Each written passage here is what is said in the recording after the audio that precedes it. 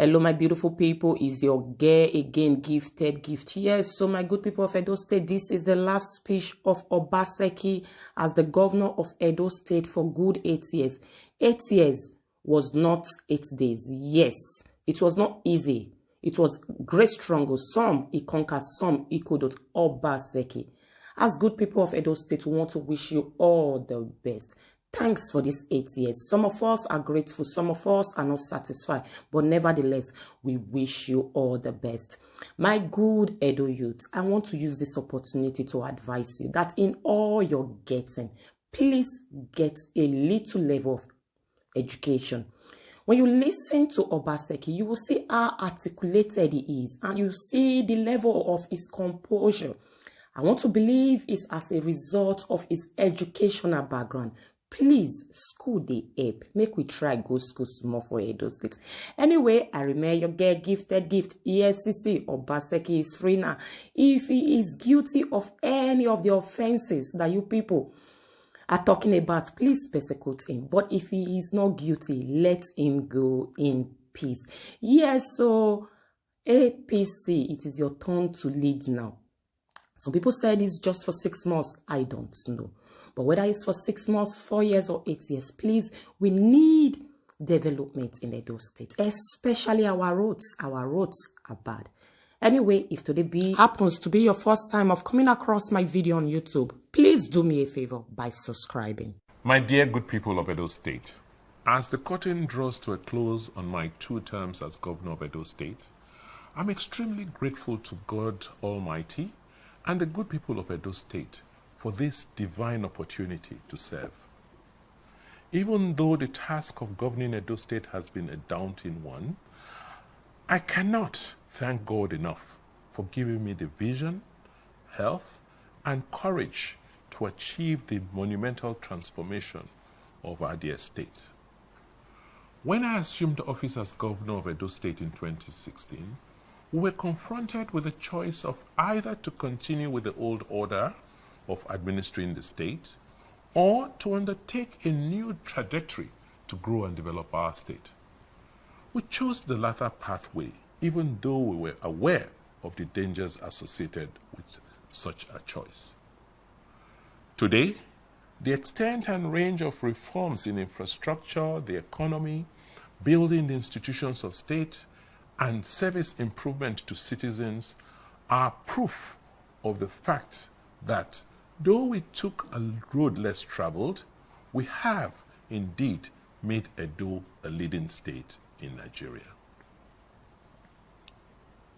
Let me, at this juncture, thank the good people of Edo State for standing firmly behind our government, even as we embarked on a very radical transformation of governance and politics in a manner they had never anticipated. When we came into office in 2016, it was clear that the social, economic, and political structures of Edo State were weak and needed to be fixed. However, it was not until we commenced the process of reform that it became clear that what was required was an entire systems reset. A key priority for us was to rebuild the institutions of state so that we can return Edo to its past glory. To do so, we needed to build strong institutions, not strong men or godfathers. Over the last 8 years, we have undertaken a total overhaul of how government works in Edo. Today, I'm very proud that Edo parades Nigeria's most advanced public service. Our investments in human capital development, the working environment, digitization, and institutional reforms have resulted in a civil service that is nimble, fast, responsive, future-focused, private sector-facing, and technologically compliant. We now recruit staff on merit, and our workers are constantly upskilled and are well motivated to deliver best-in-class service to the citizens of Edo State and investors. We invested in building a state-of-the-art secretariat complex and other hubs. We built the John Odighionyegwu Public Service Academy and other such institutions that will ensure that the gains made are sustained and our workers are motivated to perform optimally. We ensured that they receive the highest minimum wage in Nigeria. That is before the recent increase across some states. And we provide all other incentives to boost performance. One of our greatest legacies is reclaiming governance and land administration from non-state actors who had in the past undermined the progress and development of our dear state. We dislodged them from land administration and also from revenue collection by deploying technology, and we cut red tape and other corrupt practices. With these steps, law and order was reinstated in Edo, thereby creating the enabling conditions to attract investments and engender growth. In the last 8 years, we have significantly improved infrastructure across the length and breadth of Edo State. We built over 850 kilometers of state roads across all local governments in the state. We now generate almost 1,000 megawatts of electricity daily in the state. And with our new electricity law, we now have an electricity market which will attract more investors. In the area of digital infrastructure, Edo State clearly leads in Nigeria with a network of almost 2,500 kilometers of fiber optic cables across the state. In education, Edo State is now recognized as a pace setter in Africa and ranks with a few other countries in Africa. Over 15,000 teachers have been trained to use technology to teach almost 400,000 children in our public basic school system. Our children in Edo are now able to compete with their peers in Europe and Asia in basic literacy and numeracy, thus positioning them to be globally competitive. This, in my view, is my greatest legacy. These reforms in education are being replicated across other spheres of our educational system, thereby ensuring that we sustain the gains which we have made. We have prioritized technical and vocational education and training, TVET, and have rebuilt our technical schools to train the human capacity in vocational disciplines for the industrialization of Edo. My dear citizens of Edo, I am leaving office fulfilled that we have removed the shame and stigma of human trafficking and irregular migration from our land. And I pray that with the massive improvements which we have made in education and vocational training, our young ones will never again be trolleyed overseas for menial jobs and treated like slaves again. We're very proud of our achievements in healthcare, where we have rebuilt our primary healthcare network using technology, and we have improved the supervision and monitoring of health facilities in our state. We rebuilt the State School of Nursing Sciences and the School for Health Technology to provide the skilled manpower which we require to ensure quality care in our state. The Edo Health Insurance Scheme has the second largest coverage in Nigeria, with over 300,000 subscribers only after 3 years in operation. This has improved access to health care.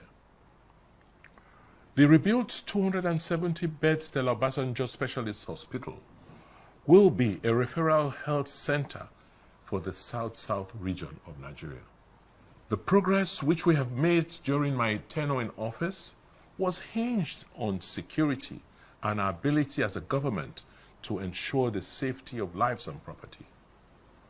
We evolved a community-led security network that worked closely with federal government agencies to ensure that we have a safe and conducive environment for businesses to thrive.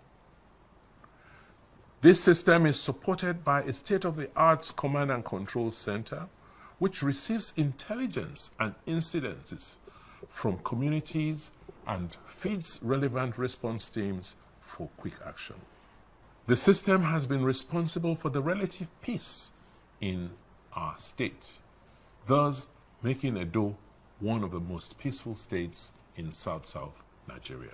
We started a revolution in agriculture in Edo State, where under the Edo State Oil Palm Program, we have allocated over 120,000 hectares of land for oil palm estate development. About 40,000 hectares of this land have been cultivated. With this and the strides which we have made in the cultivation of cassava as a feedstock for the 2 ethanol plants in Edo State, we have an assured future as Nigeria's preeminent palm oil and cassava producing state. We have also utilized our endowments as an oil and gas producing state to become a leader in the petrochemical sector. We have attracted 2 modular refineries, including the Edo Refinery and Petrochemical Company, which operates the 6,000 barrels per day refinery, and the DuPont Energy Park, which operates an integrated energy facility, including a 5,000 barrels per day modular refinery. In addition to investments in hydrocarbons, we have also attracted billions of dollars into manufacturing of items like ceramics, tiles, glass, iron and steel, wood, and cement, etc. One of the main reasons why I contested elections in 2016 was my concern for the youth of Edo, who were losing hope and saw traveling out as the only way to hope. I am so glad that we have also invested in making our youths globally competitive by opening up opportunities in technology and the creative sector for them to thrive.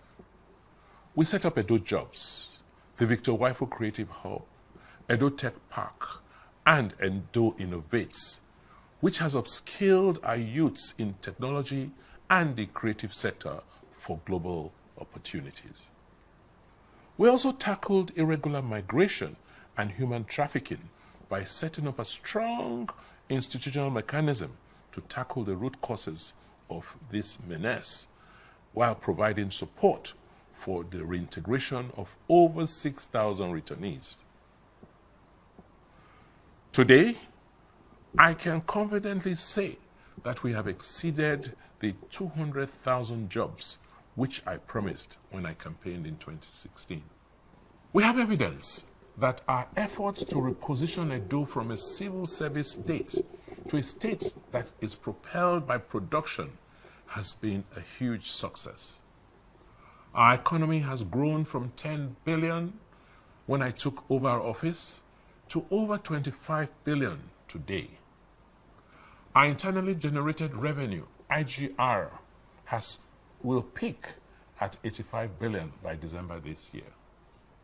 All these are results of the groundwork we did to stimulate economic activities by attracting investments into the various sectors of the state's economy.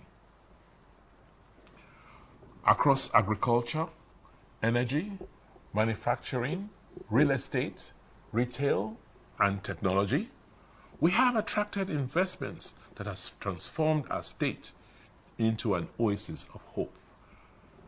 As I leave office, I am leaving behind something which I wasn't fortunate to inherit. And this is a plan which will serve as a compass for the future. We have developed the Edo State Regional Development and the Benin City Development Master Plans, which will ensure that we have a directional guide on which Edo State's growth trajectory for the next 30 years will be based. We believe that this compass will ensure the sustenance of the developmental strides which we have recorded in the last 8 years. My dear citizens of Edo State, we have indeed come a long way as a state and have crossed the Rubicon of progress. Our children are assured of a future of opportunities, and our youth can now see hope.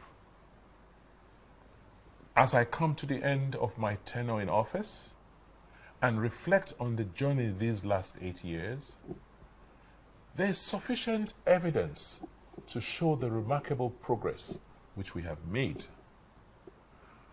By working together with all those who mean well for our state and country, we have demonstrated that it is possible to change the circumstances of our state. Unfortunately, recent events and the conduct of certain elements in our democratic space have shown us that the light which democracy and good governance beams can be dimmed. However, it can only be for a while. I fervently believe that any attempt to foist illegality and injustice on a democratic system cannot endure, because the wish of majority will always prevail. So, my dear people of Edo State, let us be hopeful and stay strong. All these achievements which I have enumerated and the progress we have made in the last 8 years will not have been possible without the support which I received from a wide range of patriotic sons and daughters of Edo State, both at home and in the diaspora. It would not have been possible without the support of our development partners, clerics and our religious leaders who prayed for us ceaselessly. It would not have been possible without the blessings of our traditional rulers, without the support of the various youth and women's groups, market associations, and our political party. I thank all of you. I thank members of the Obaseki family, the Ero family, the Igbinigie family, and the Ogbedoyo, and several others, too many to mention. I thank you immensely, and God bless you. Long live the Federal Republic of Nigeria. Long live Edo State.